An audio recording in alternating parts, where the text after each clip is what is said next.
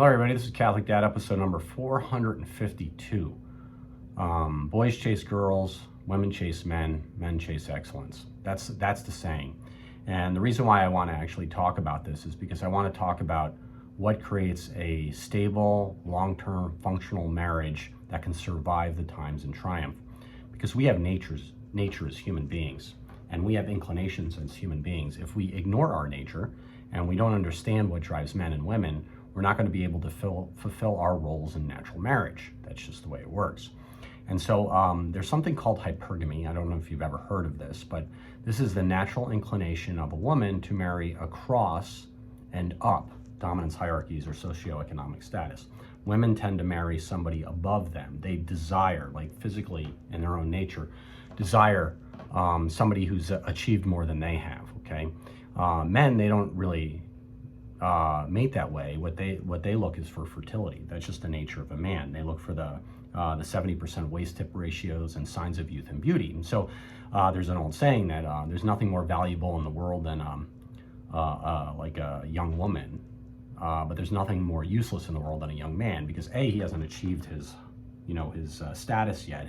He hasn't climbed the dominance hierarchy, and therefore he's not attracted to by the females, right?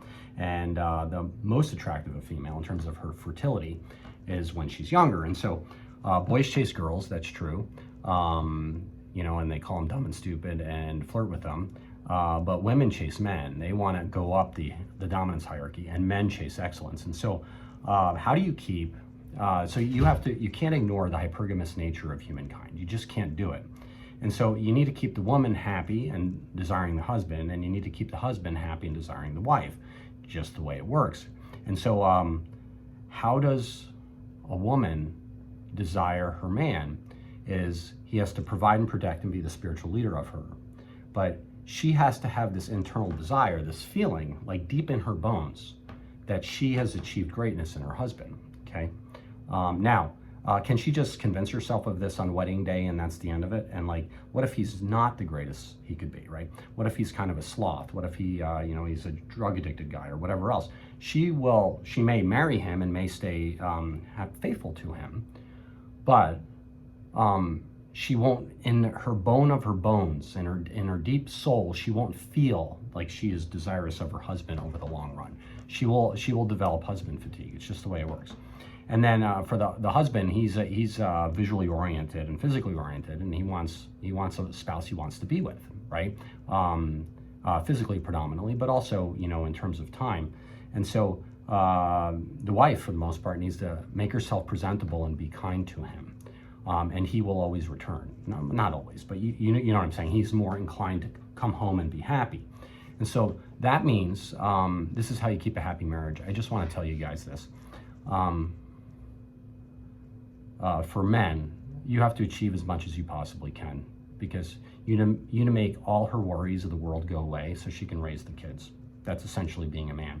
And so you need to work damn hard. You need to do great things. You need to achieve. You need to climb. You need to be ambitious, right? And you need to have power.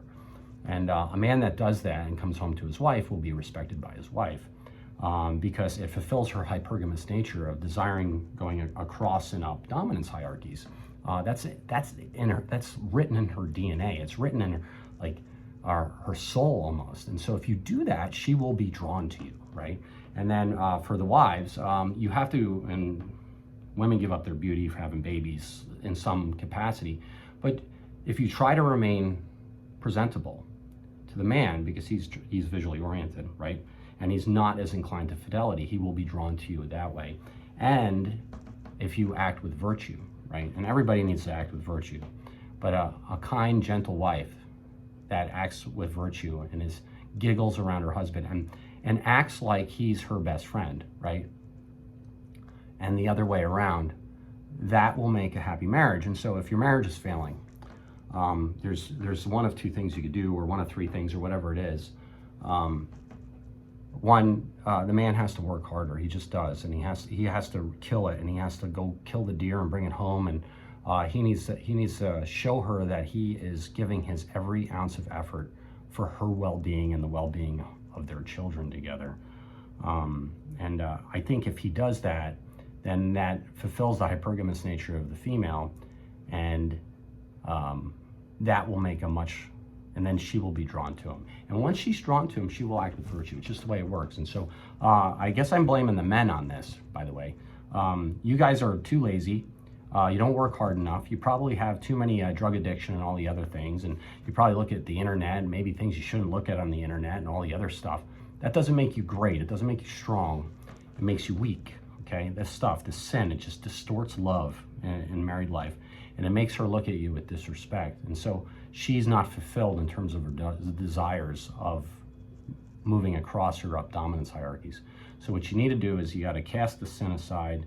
You need to make yourself physically strong.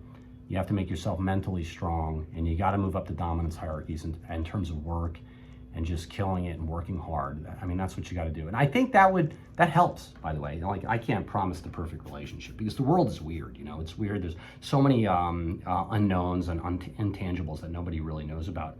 But for the most part, if you have a woman and a man, and he works really hard on climbing hierarchies at work and providing for her and coming home, and they have this virtuous marriage in terms of being kind to one another and being friends and not browbeating each other and yelling at each other and whatever else and giggling amongst each other and realizing that they're different but they need to be with each other. That's the way it works. I guess that's all I have to say. So the saying again is this, is boys chase girls, women chase men, and men chase excellence. Men, make yourself excellent. Come home to your wife. Wives, be nice to your husbands. And that usually solves most problems. Well, this is Catholic Dad making you think about it. Please like or subscribe, get the Mass, and pray the daily rosary, and do share with your friends. God bless you all.